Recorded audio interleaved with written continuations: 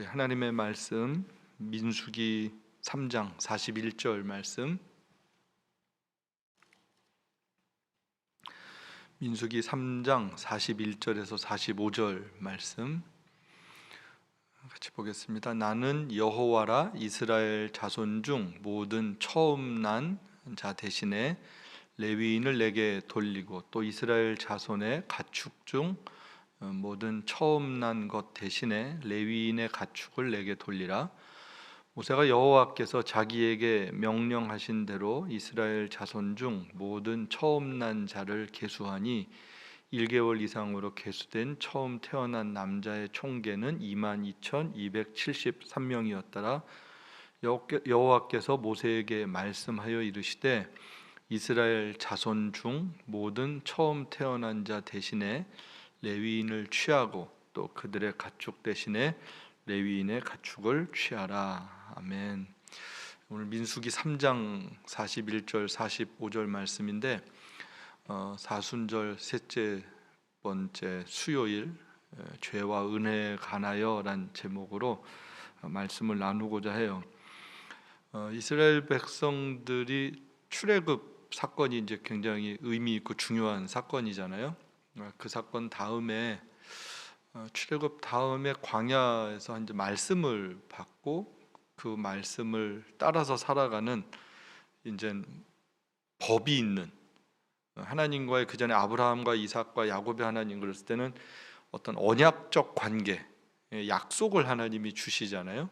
그럼 그 약속을 믿고 하나님을 따랐던 족장 시대와는 달리 광야 세대부터는 말씀이라는 게 주어지는 거예요. 어떤 제도가 있어요. 이렇게 문서가 있는 거예요.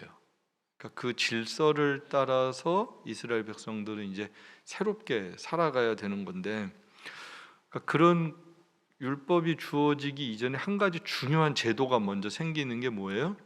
유월절이라는 거죠. 유월절이라는 제도. 그건 애굽에서부터 시행이 된 거예요. 그러니까 애굽은 어떤 곳이었어요? 그들의 노예 생활, 죽음의 상황, 절망의 상황. 그러니까 소망이 없을 때 어떤 일을 통하여서 소망이 생겼나라는 거예요. 절망 가운데 있었을 때 어떤 일을 통하여서 우리의 절망이 멈춰지고 새로운 삶을 살게 되었는가? 그랬을 때 그거는 율법 이전의 유월절이라는 제도.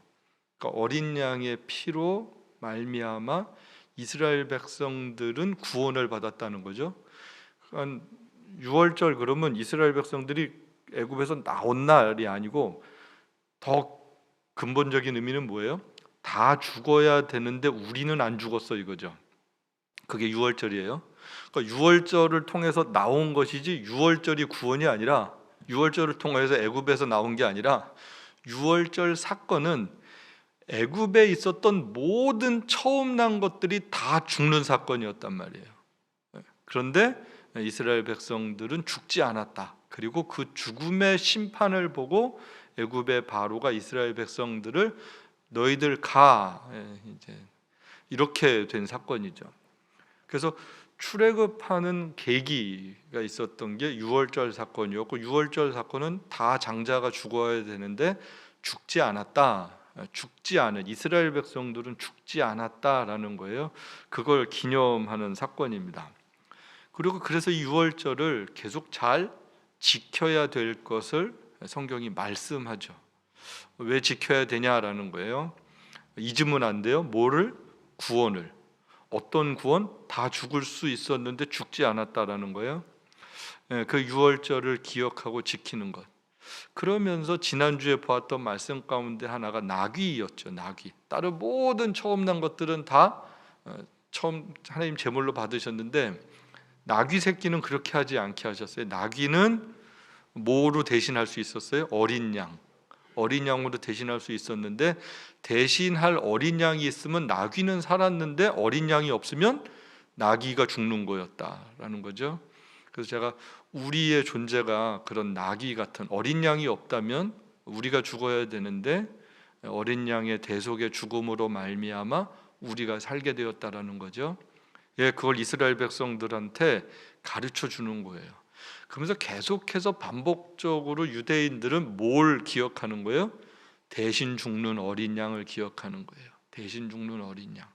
그게 누구냐, 그게 어떤 사건이냐, 그게 어떤 의미냐를 출애굽하면서부터 계속해서 그게 반복적으로 학습되고 교훈되고 경험되어져야 되는 게 어린 양에 대한 대속의 죽음이었습니다. 결국은 양을 잡아서 죽이면서 짐승들을 잡아서 죽이는 제도 가운데, 제사 가운데 결국은 뭘 배우게 되냐 하면 죽음을 배우는 거거든요. 죽음. 그리고 죽음에 대해서는 뭘 통하여서 뭐 때문에 죽는 거예요? 죄로 말미암아 죽을 수밖에 없는 존재인 것을 그걸 배우는 건데, 여러분 한번 생각해 보세요. 그 공동체에서 늘 양을 잡고 소를 잡고 염소를 잡고 비둘기를 잡고 그런 죽음의 사건들을요 아주 가까이에서 경험하는 거거든요. 그러면 그게 여러분, 우리는 사실 지금은 그런 거 경험하지 않잖아요. 고기를 먹어도 다 죽고 손질된 고기를 먹지, 우리가 죽여서 잡아서 뭐 고기를 먹거나 그러지는 않는단 말이에요. 뭐 저 어렸을 때는 그런 일들이 시골 가면 많이 있었죠. 동네에서도 그렇고 뭐 닭도 잡고 뭐 돼지도 잡고, 어떨 때 시골에서 무슨 잔치하거나 그러면 소도 잡고. 그러니까 소 한 마리 잡는다라는 말이 그냥 나온 게 아니라 그게 동네에서 잡는단 말이에요.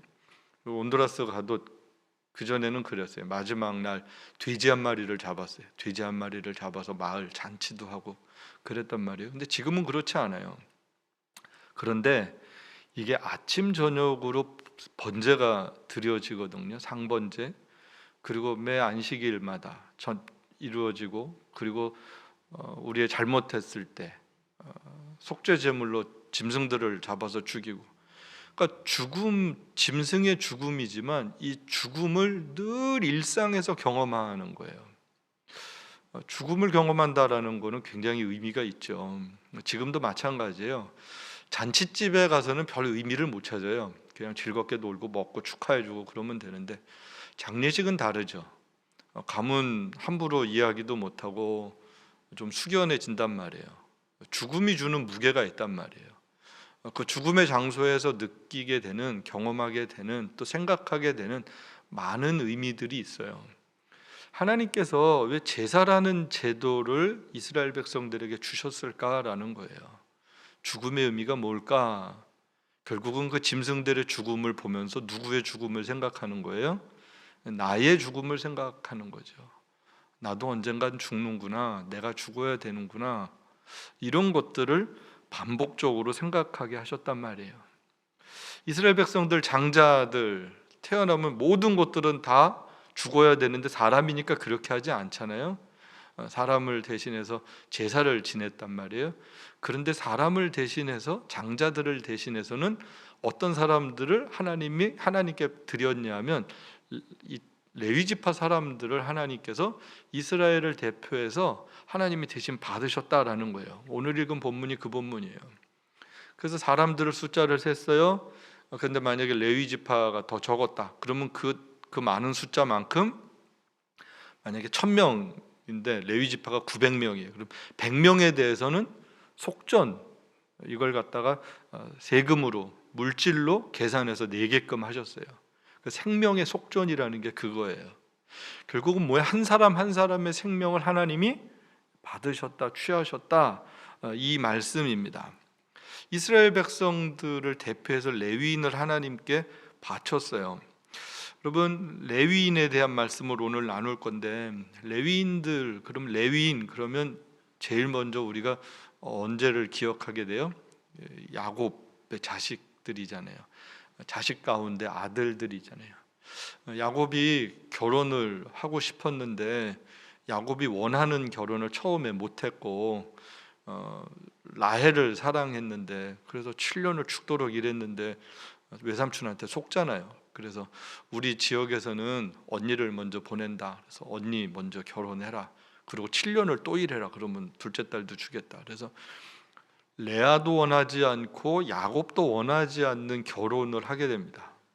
그래서 레아와 라헬 사이, 레아와 야곱 사이에서 이제 아들들이 태어나죠. 첫 번째가 루벤이 태어나요. 근데 사랑하지 않는 여인을 통하여서 자식들은 태어나는 거예요. 어떻게 보면 슬픈 일들이죠. 창세기 29장에 보면 29장 창세기 29장 그 31절부터 쭉 보면요. 이게 자식들의 이름 속에 아픔이 있어요. 어떤 결혼이고 어떻게 출생했는지를 보는데 루벤이라는 이름 다음에 여호와께서 나의 괴로움을 돌아보셨다라는 거예요. 여러분 결혼해서 처음 자식을 낳는데 여호와께서 나의 괴로움을 돌아보셨다. 자식을 낳아서 괴로움이 좀 없어졌다. 뭐 이런 의미겠죠. 그런데도 뭐 야곱의 마음이 변하지 않는 것 같아요. 두 번째 아들을 낳았잖아요. 시므온이에요. 시므온의 이름은 뜻은 사랑받지 못하는, 참 가슴 아프죠. 사랑받지 못함을 알고 아들을 주셨어요. 내가 사랑받지 못하는 걸 알고 하나님이 나를 긍휼히 여기셔서 아들을 주셨다. 그게 시므온이에요. 둘째 아들입니다. 가슴 아프죠. 그런데 셋째 아들이 이제 레위거든요. 그 레위를 낳고는 그래요. 지금부터는 우리 남편이 나와 연합하리이다. 아니 그럼 뭐예요? 지금까지 연합되지 않은 상태에서 아들들을 낳았다라는 거예요. 그럼 여러분 이게 좀 어머니 레아의 아픔이거든요. 첫째 아들, 둘째 아들, 셋째 아들을 낳기까지 한이 맺혀 있는 한 여인의 마음들을 성경이 이렇게 고스란히 잘 알려주고 있어요. 그 아픔을 가지고 아이들을 키운다고 한번 생각을 해보세요. 축복 속에서 자라고 사랑 속에서 자라야 되는데 그러지 못했었을 것 같아요. 우리가 아는 대로 그 다음에 라헬은 사랑하는 아내지만 자식을 빨리 낳지 못하잖아요. 나중에 요셉 낳고 베냐민 낳고. 그런데 그 가운데 또 그 시종으로 있었던 비라 또 실바 이 여인들을 통해서 또 자식들이 태어나는 거예요. 하나님께서 자식들은 주시지만 그 가정의 분위기라든지 자식들의 상황을 가만히 보면 아무리 고대 사회라고 해도 뭐 사람 마음이 예나 지금이나 다르겠어요. 불편할 수밖에 없었을 것 같고 자식들 간에도 왠지 서먹거릴 수도 있고 그러면서 같은 어머니 속에서 난 자식들끼리는 더 친할 수밖에 없겠죠. 그거는 뭐 그럴 수밖에 없을 것 같아요. 뭐 꼭 굳이 많은 생각을 안 해도 우리 한국 역사도 과거에 보면 그래요. 그 할머니들이 여러 분 계시면 거기에 있는 자식들끼리만 친형제 같이 지낸단 말이에요. 아버지는 같아도 엄마가 다르면 이 형제들끼리 왕래 잘 안 합니다. 어려워요. 불편해요. 그럴 수밖에 없는 거예요. 늘 아픔이 있는 가족이었어요. 근데 야곱이 때가 돼서 외삼촌 집에서 이제 나오게 됩니다. 나와서 이제 고향으로 가게 되는데 외삼촌의 이제 추격들 뭐 창세기 이야기 여러분들이 잘 아시니까 아무튼 나오게 되는데 나오다가 외삼촌은 정리가 됐는데 잠시 이 세겜 땅에 머물다가 나가서 뭐 다 긴장이 풀렸는지 디나가 이제 거기 다 좀 머물러 있었던 것 같죠. 그러다가 나가서 디나가 어려운 봉변을 당하잖아요. 그 땅의 어떤 추장의 아들에게 그 일을 겪고 나서 굉장히 가정에 이제 위기가 생겼습니다. 결혼을 하겠다는 거예요. 이방 사람들이. 그러니까 이걸 허락을 할 수도 없고 안 할 수도 없고 이게 그렇다고 이 부족들은 정착민이고 지금 야곱 가족들은 저 위에 하란에서부터 이주해 온 사람들이잖아요. 아무리 식구가 많고 뭐 있어도 정착민들만 하겠어요. 그냥 한 번에 죽이고 빼앗을 수도 있는 그런 위기 상황인데 그런 가운데서 문제들이 발생하게 됩니다. 그런 위기 가운데 무슨 이야기를 해요? 조건을 제시하죠. 결혼을 하는데 우리 민족은 할례를 해야 된다. 남자들이 다 할례를 받아라. 그랬더니 그 부족 사람들이 또 참 순진해서 전부 다 할례를 받는 거예요. 추장이 시키니까 다 했던 그 족장 시대니까 뭐 그럴 수 있죠. 그러고 나서 그 당시에 뭐 진통제가 좋은 게 있었겠어요. 그냥 남자들 다 수술하고 생사를 잘라내고 이제 통증이 심할 때 3일쯤 됐을 때 이 디나의 친오빠인 이 시므온과 레위 둘째 셋째가 딱 의기투합해가지고 그 지역에 있는 남자들을 다 죽이는 거예요. 남자들을 죽이는 것뿐만 아니라 짐승들도 죽이고 또 재물들을 노략하는 일을 하게 됩니다. 어떻게 보면 여동생에 대한 복수를 굉장히 잔인하고 끔찍하게 하는 일이 창세기 34장에 보면 발생하게 되죠. 그 일이 있을 때 야곱의 태도예요. 야곱의 태도가 디나 때도 그랬고 여러 가지가 그때 썩 영적으로 좋지 않고, 또 아버지로서 어떤 이렇게 나아가야 될 길이라든지 가족을 이렇게 잘 가르치는 일이라든지 잘 하지 못했던 것 같아요. 그런 갈등의 가정의 모습들을 보여줘요. 혼란스러워요. 그러면서 야곱이 하는 말이 있습니다. 너희가 지금 여기에 냄새를 냈다. 그리고 저들은 많고 우리는 수가 적어서 우리는 다 몰살을 하게 될 거야 라는 굉장한 두려운 마음을 가지고 시므온과 레위를 야단을 치죠. 그런데 놀랍게도요, 시므온과 레위가 그러면 아버지 잘못했습니다 이래야 되는데 그러지 않습니다. 오히려 아버지에게 대드는 듯한 분위기예요. 저들이 우리 누이를 창녀 취급했습니다 라는 거예요. 그래서 어떻게 보면 자기들의 행동이 정당하다라고 생각했던 게 시므온과 레위였습니다.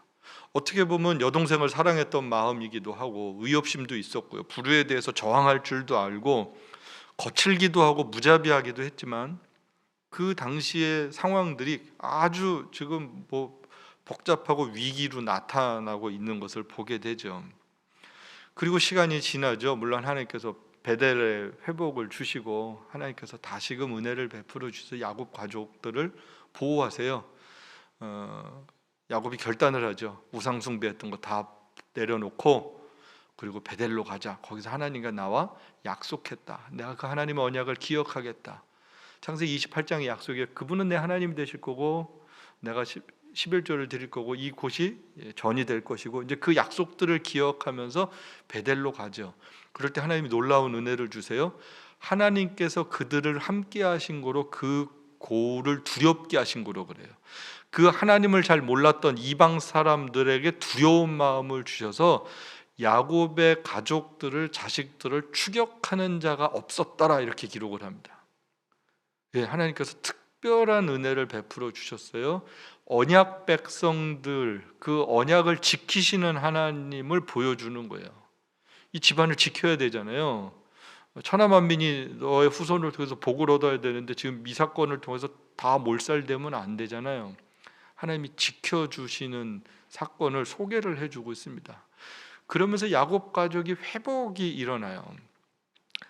그리고 나서 그 다음 스토리는 이제 35장부터 쭉 다 이제 요셉 스토리가 나오는데, 요셉 스토리 그 다음에 이제 맨 마지막에 야곱이 죽기 전에 야곱의 자식들을 축복하는 내용이 이제 48장, 49장, 50장 이렇게 이어지는데, 여러분 그 자식들을 향한 축복들을 할 때요 보면 시므온도 아웃이에요.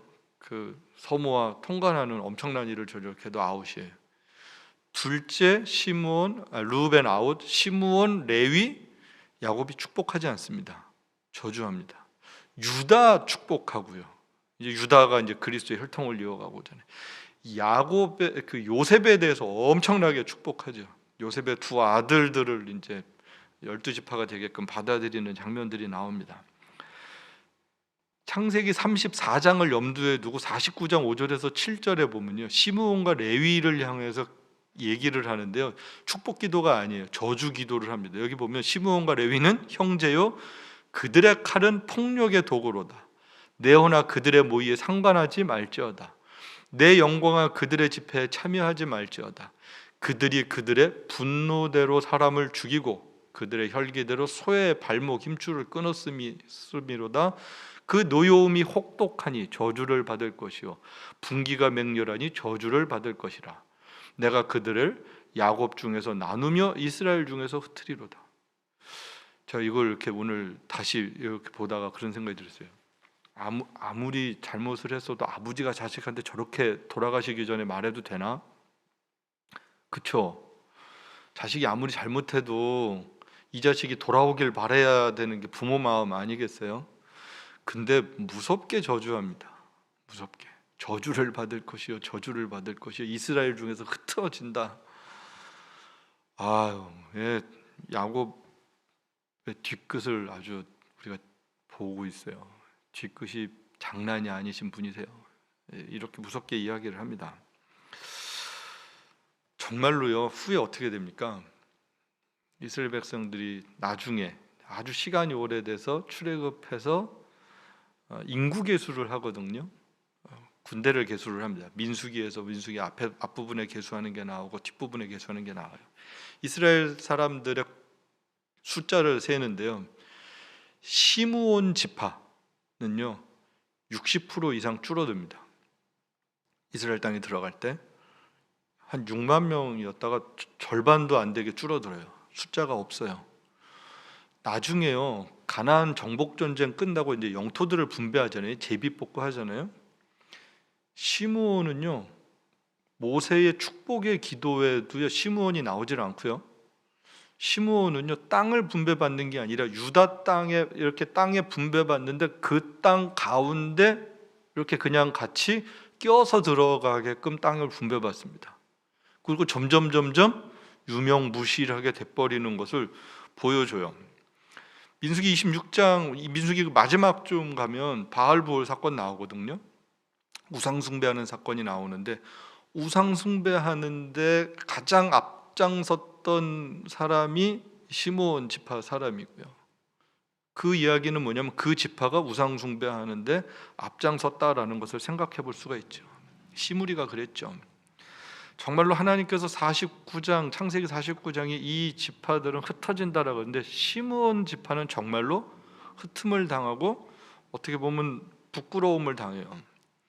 그럼 레위 지파는 어떻게 됐을까? 여러분 우리가 아는 대로 레위 지파는 그렇게 되지 않죠. 그럼 어떤 사건이 있었을까라는 거예요. 출애굽기 32장 25절에서 29절인데 여기 보면 내가 그들에게 이르기를 금 있는 자는 검 있는 자는 빼니라 한즉 금이 있는 자는 빼라 그들이 이것을 내게로 가져왔기로 내가 불에 던졌더니 이 송아지가 나왔나이다. 이게 지금 모세가 시내산에서 말씀 받고 있을 동안 밑에서 있었던 일들이에요.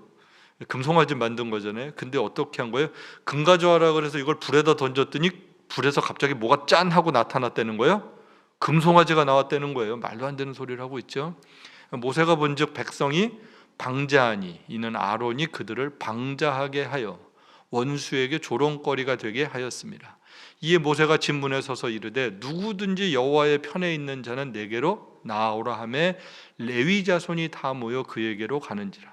모세가 그들에게 이르되 이스라엘의 하나님 여호와께서 이렇게 말씀하시기를 너희는 각각 허리에 칼을 차고 진 이 문에서 저 문까지 왕래하며 각 사람의 그 형제를 각 사람의 자기의 친구를 각 사람이 자기의 이웃을 죽이라 하셨느니라. 레위 자손이 모세의 말대로 행하매 이날에 백성 중에 3,000명 가량이 죽임을 당하니라. 모세가 이르되 각 사람이 자기의 아들과 자기의 형제를 쳤으니 오늘 여호와께 헌신하게 되었느니라. 그가 오늘 너희에게 복을 내리시리라. 금송아지 사건 다음에 모세가 이야기를 합니다. 여호와의 편에 있는 사람들 내게로 나와라. 그랬더니 누가 나왔다는 거예요? 레위 자손이 다 나왔어요.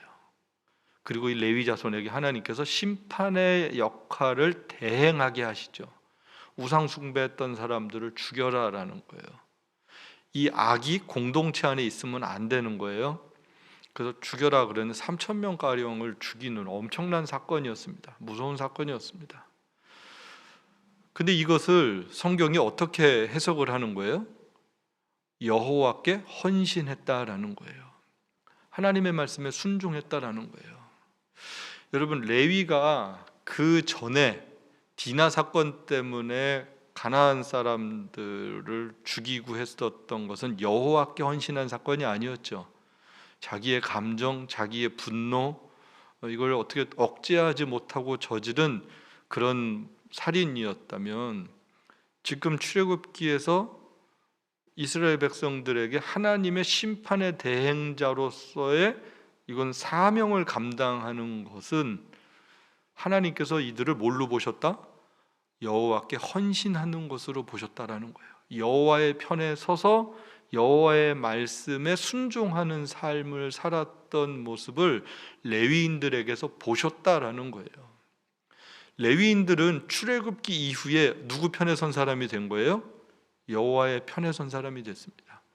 출애굽기 이 사건을 통하여 여호와께 헌신하는 지파로 부름을 받습니다. 놀라운 선택을 받는 거예요.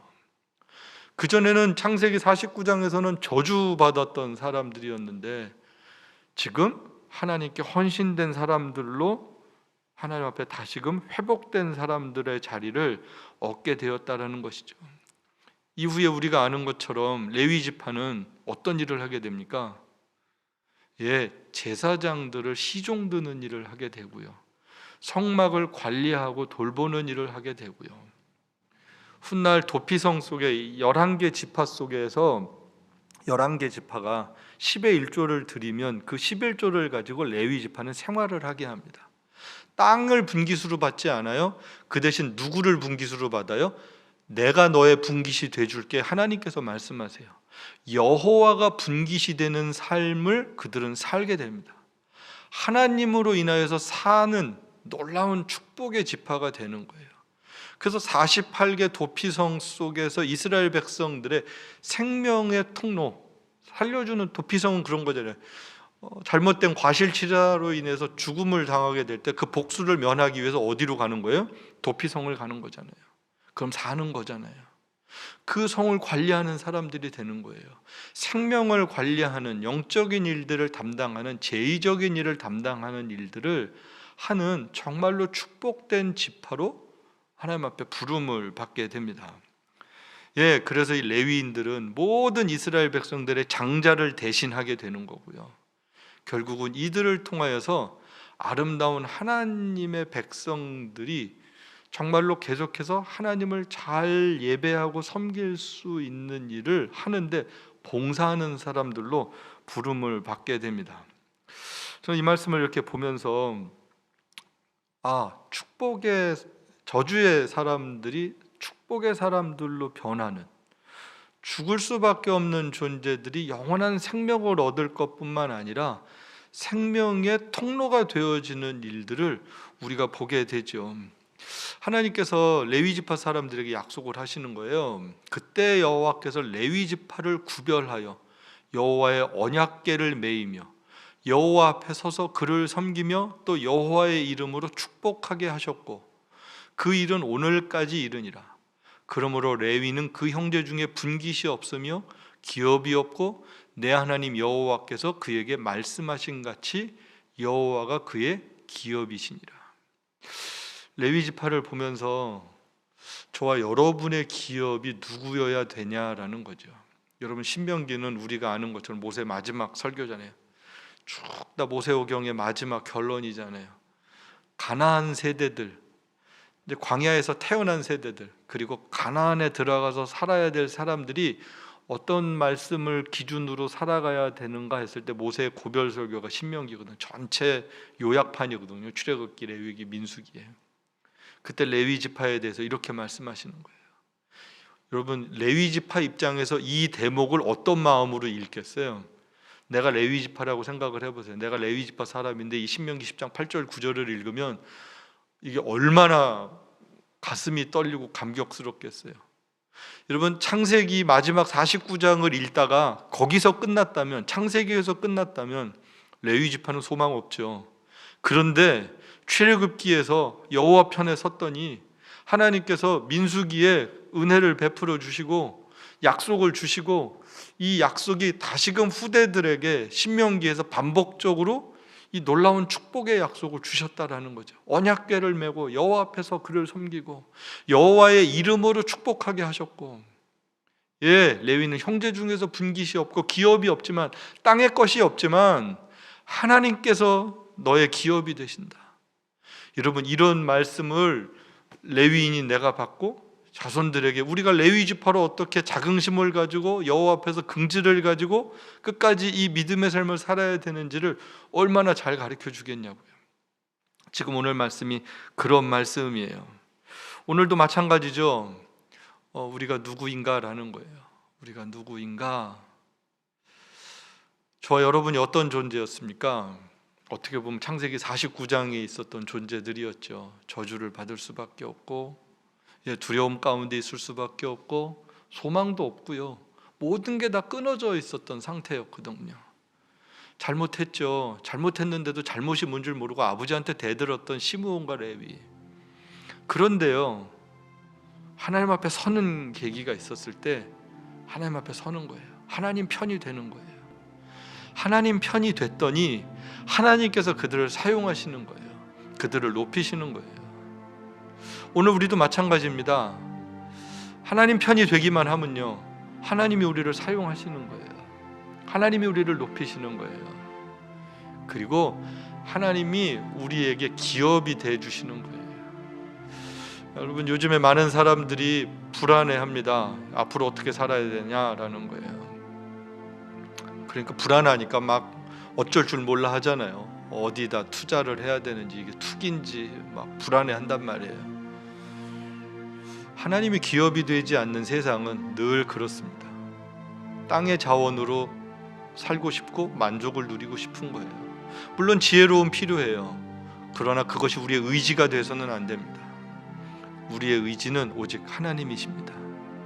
레위 지파의 하나님의 기업이 되신 것처럼 오늘 하나님께서는 저와 여러분의 기업이 되시는 줄 믿습니다. 이 시간 한번 같이 기도했으면 좋겠어요. 이 시간 먼저 기도할 때, 하나님, 정말로 저주 가운데 있던 나에게 다시금 하나님의 영원한 생명과 소망을 주셨습니다. 하나님이 우리의 기업이 되어 주신다는 말씀을 받았습니다.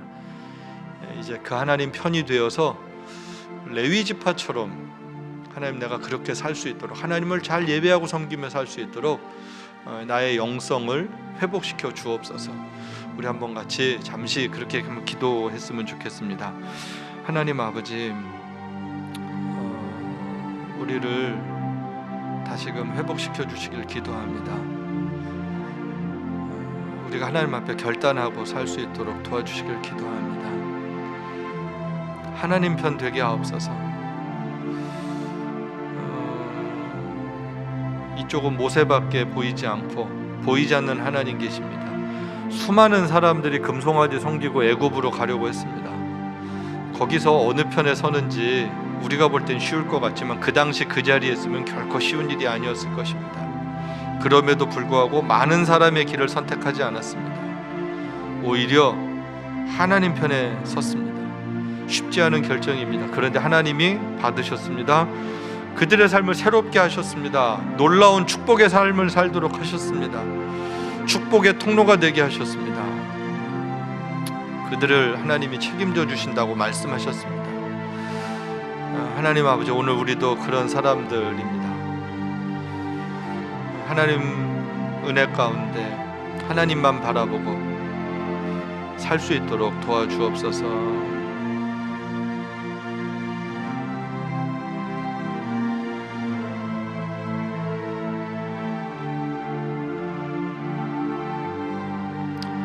은혜로우신 하나님 감사합니다. 레위 지파가 저주 가운데 있었지만 하나님의 축복의 삶으로 바뀌는 과정을 오늘 짧은 시간 말씀을 통해서 보았습니다. 산에서 모세 혼자 내려왔습니다. 다른 건 보이지 않습니다. 금송아지 만들었던 사람들은 어마어마하게 많은 사람들입니다.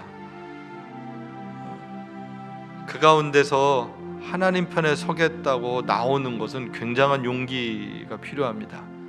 그런데 사실 용기보다는 하나님의 은혜와 하나님의 선택이었음을 우리가 알게 됩니다. 하나님의 주권적 선택에 의하여서 하나님 편에 서게 된 레위인들의 모습을 봅니다. 오늘 우리도 그런 하나님의 부르심을 입었습니다. 그 부르심 가운데 우리가 믿음으로 순종하며 하나님 편에 서는 결단들을 할 수 있도록 우리에게 은혜를 베풀어 주옵소서. 그 부르심에 아멘 할 수 있게 되길 소망합니다. 그러면 하나님은 우리의 기업이 되시고 우리의 삶을 인도하시고 우리를 복 주셔서 우리가 복을 누리는 것 사는 것뿐만 아니라 우리를 통하여서 많은 사람들이 하나님의 복을 누리고 살게 하는 복의 통로 되게 할 줄로 믿습니다.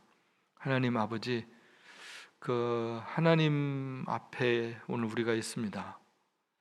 믿음의 순수함을 잘 지켜나갈 수 있도록 주님 도와주옵소서. 하나님의 성령께서 일마다 때마다 옳은 선택을 하며 살 수 있도록 도와주옵소서. 여호와 편에 서서 한날 한날 승리하길 소망합니다. 예수님의 이름으로 기도합니다. 아멘. 아멘. 우리 같이 찬양 하나